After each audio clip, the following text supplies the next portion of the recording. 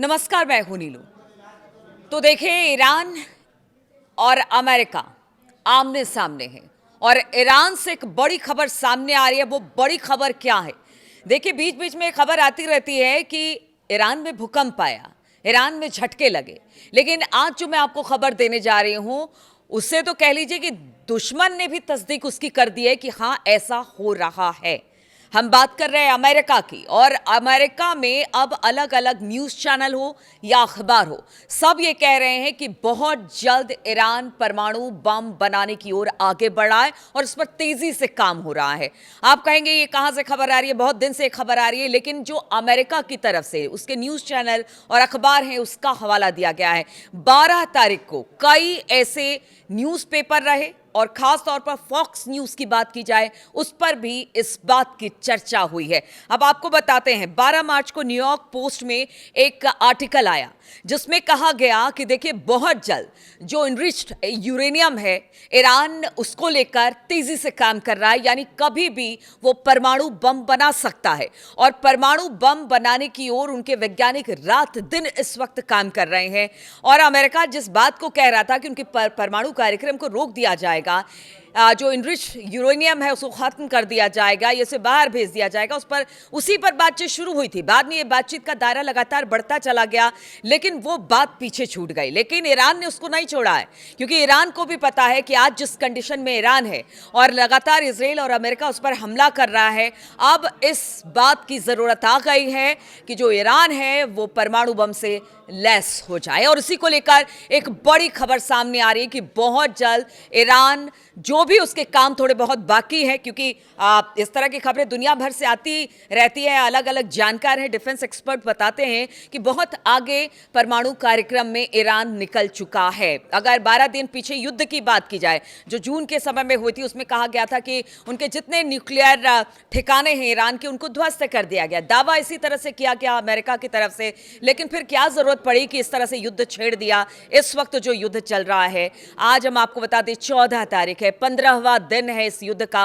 और इस युद्ध के 15वें दिन इस तरह की अगर खबर आती है कि बहुत जल्द जो ईरान है वो परमाणु बम बना लेगा, तो इससे बड़ी बात और इससे बड़ी नाकामी, जिस तरह से हमले किए गए हैं ईरान पर इजराइल और अमेरिका की तरफ से, वो कुछ नहीं हो सकता। अब देखिए, कहा जा रहा है पिकेक्स माउंटेन है।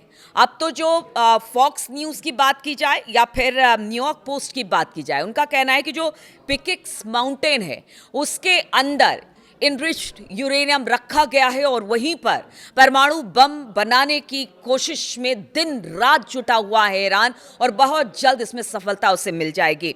अगर फॉक्स न्यूज़ की बात की जाए तो उसने भी इस बात को कहा है कि बड़ी चिंता की बात है, अगर परमाणु कार्यक्रम में सफल हो जाता है ईरान, तो फिर आप समझिए कि पूरे मिडिल ईस्ट और उस क्षेत्र में जहां पर इजराइल का अब तक दबदबा रहा है, जहां पर अमेरिका का अब तक दबदबा रहा है, वहां पर ईरान का दबदबा हो जाएगा। और कहा यह जा रहा है कि जो पिकेक्स माउंटेन है उसके नीचे B2 बॉम्बर भी काम नहीं कर पाएगा। अगर B2 बॉम्बर से एग्जैक्ट लोकेशन पता लग गई तो भी इस जो न्यूक्लियर साइट है जहां पर काम चल रहा है उसे ध्वस्त नहीं किया जाएगा, क्योंकि बताया जा रहा है कि सिर्फ ये एक मामूली बंकर नहीं है, बल्कि किलेनुमा एक पूरा का पूरा क्षेत्र है जिसको ग्रेनाइट की कई मोटी परतों से बनाया गया है, जिसे भेद पाना बड़ा मुश्किल हो रहा है। तो इस वक्त बड़ी खबर हम आपको बता रहे हैं कि अगर परमाणु कार्यक्रम और परमाणु बम बनाने में ईरान अगर सफल हो जाता है, जिस तरह से खबर आ रही है कि दिन रात उनके वैज्ञानिक काम कर रहे हैं जितने इनरिच्ड यूरेनियम है उसको लेकर, तो फिर आप समझिए कि इससे बड़ी असफलता इजराइल और अमेरिका के लिए कुछ भी नहीं होगा। अब कुछ और खबरें हैं, वो भी आपको जल्दी से बता देते हैं कि किस तरह से ईरान इजराइल और अमेरिका पर हमले कर रहा है। और उधर अगर अमेरिका की बात की जाए या फिर इजराइल की बात की जाए, तो वो भी तेहरान को निशाना बना रहा है, क्योंकि तेहरान में भी तबाही बहुत हो रही है। इसलिए बात दोनों जगह को होगी, क्योंकि दोनों जगह पर तबाही मच रही है। अलग अलग, मतलब या तो अमेरिका के ठिकाने कह लीजिए, इजराइल कह लीजिए, या फिर तेहरान कर लीजिए, हर जगह इस वक्त तबाही का मंजर देखने को मिल रहा है। लेकिन ईरान इन सब पे भारी पड़ रहा है। हम आपको बता दें, ईरान, इराक, बहरीन, फ्रांस की खाड़ी, यूएई, हमला लगातार ईरान का जारी है। हॉर्मुज इस वक्त अब भी ईरान के टारगेट पर है, बिना पूछे वहां से कोई जहाज निकालकर नहीं ले जा सकता है। और उसने कहा है कि अगर हमसे बातचीत करेंगे, हम हरी झंडी देंगे, जो हमारे साथ है वो हॉर्मुज से निकल सकता है, जो हमारे साथ नहीं, जो हमारी बातों को नहीं मानेगा, उनके जहाज़ों को निकलने नहीं दिया जाएगा। इधर अगर बात की जाए अमेरिका की, ज़बरदस्त दबाव इस वक्त अमेरिका और डोनाल्ड ट्रंप पर है कि जिस तरह से तेल और गैस की कीमत बढ़ रही है, उसका असर अब अमेरिका पर भी देखने को मिला है। इसलिए कहा यह जा रहा है कि जो डोनाल्ड ट्रंप के करीबी हैं वो चाहते हैं कि इस युद्ध को खत्म किया जाए या इस युद्ध को खत्म करने की समस्या का हल निकाला जाए। लेकिन एक धड़ा आज भी मानता है कि नहीं, जब तक ईरान खत्म नहीं हो जाएगा तब तक उस पर हमला जारी रखा जाए। ये दो धड़े बटे हुए हैं इस वक्त व्हाइट हाउस में। और इधर अमेरिका में भी तेल और कच्चे तेल और गैस की कीमत लगातार बढ़ती जा रही, यानी दबाव ट्रंप पर बहुत ज़्यादा है। इधर अगर बात की जाए तो अंडर वाटर मिसाइल से लगातार ईरान हमले कर रहा है। पीछे हमने देखा था कि किस तरह से अलग अलग जगह पर, अब तो ओमान जो मध्यस्थता कर रहा था वहाँ पर भी हमला लगातार देखने को मिला है। मस्कट में 2 धमाके बताए जा रहे हैं और यूएई के बुर्ज खलीफा पर भी ड्रोन से हमला किया गया, लेकिन बताया जाता है कि ड्रोन को इंटरसेप्ट कर लिया गया है और उसका एक मलबा बुर्ज खलीफा पर गिरा है, लेकिन बहुत ज़्यादा नुकसान नहीं हुआ है। लेकिन आप समझिए कि किस तरह से दुबई में एक आइकॉनिक बिल्डिंग है बुर्ज खलीफा, अगर उसको किसी तरह का नुकसान होता है तो फिर आप समझिए कि किस तरह की दिक्कत इस वक्त यूएई के लिए है और बाकी देशों के लिए वहाँ पर बनी हुई है।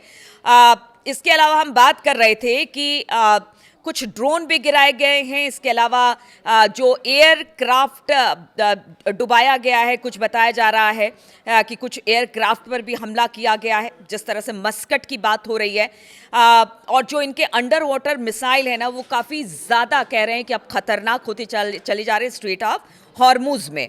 और एक और खबर आपको बता दें कि देखिए अब जो डोनाल्ड ट्रंप है वो कुछ कर तो पा नहीं रहे हैं, तो अब जो मुज्तबा खामनेई है, मुज्तबा के खिलाफ उन्होंने इनाम घोषित कर दिया है कि जो उन्हें मारेंगे, और उसके अलावा 10 और ऐसे नाम दे दिए हैं कि जो उनको पकड़ेगा या मारेगा, ठिकाना बताएगा, उसको करीब करीब 10 मिलियन का इनाम दिया जाएगा। तो अब ये स्थिति आ गई है अमेरिका की कि इनाम की घोषणा करनी पड़ रही है अमेरिका को। तो ये कुछ खबरें हैं जो कि लगातार ईरान, इराक, क्योंकि देखिए अब इराक के बॉर्डर पर भी हमला हो रहा है, बहरीन में, फारस की खाड़ी में, इन सब जगहों पर हमला हो रहा है। ओमान में भी अब रह रहकर हमला हो रहा है क्योंकि ओमान मध्यस्थता कर रहा था, लेकिन अब ईरान का कह रहा है कि उसे सब पता था, मध्यस्थता कर रहा था तो उसे पता था कि स्थिति क्या है क्या नहीं है, और इसी को लेकर वो कह रहा था कि देखिए बातचीत का रास्ता अख्तियार किया जाए। लेकिन इसी बीच बातचीत ना होकर युद्ध की स्थिति आई, तो अब बताया जा रहा है कि ओमान पर भी हमला किया जा रहा है। इधर जो स्ट्रेटेजी बनाई है ईरान ने, उसकी पूरी दुनिया भर में तारीफ तो नहीं कहेंगे, लेकिन हाँ, सर्वाइवल के लिए जिस तरह के प्लान ईरान ने बनाए थे अमेरिका और इजराइल के खिलाफ, वो अब कारगर साबित होते चले जा रहे हैं। देखिए पहले तो जिस तरह से अमेरिका और इजराइल ने युद्ध छेड़ा, ईरान ने उसका जवाब दिया। उस जवाब का तो बिल्कुल उसकी उम्मीद ही नहीं थी अमेरिका और इजराइल को। पहले हमला अमेरिका और इजराइल की तरफ से हुआ, और जब ईरान ने हमला किया तो सबसे पहले रडार ख़त्म किए, अमेरिकी एयरबेसिस को उड़ाया, या कह लीजिए कि तेल अवीव में घुसकर वहां पर सैन्य ठिकानों को तबाह किया। उसके बाद हॉर्मुज को चोक किया, बंद किया, और अब बताया जा रहा है कि खास तौर पर जो आर्थिक टारगेट है उसको करने की दिशा में अब ईरान आगे बढ़ा है, जिसमें कि बैंक, तेल टर्मिनल, यूएस इजरायली कंपनियां, स्टॉक एक्सचेंज, शिपिंग यार्ड, ये सारी चीजें शामिल हैं। अगर इन पर चोट करता है ईरान तो कितना नुकसान होगा, क्योंकि इन सब जगह पर अमेरिका का पैसा लगा हुआ है। बैंकों की बात की जाए तो उसमें कई ऐसे बैंक हैं, HSBC, सिटी बैंक हैं। इसके अलावा अगर बात की जाए तेल टर्मिनल, यूएस और इजरायली कंपनियां, तो आप समझिए कितना नुकसान हो रहा है। इसीलिए ईरान कह रहा है कि भागे यहाँ से, वरना इतनी तबाही मचाएंगे जितनी तो आप लोगों ने सोची भी नहीं होगी। तो एक एक कर स्टेप करके आगे बढ़ा है ईरान, और अब अमेरिका को लग रहा है कि शायद उसने बड़ी गलती कर दी है ईरान के साथ युद्ध छेड़कर।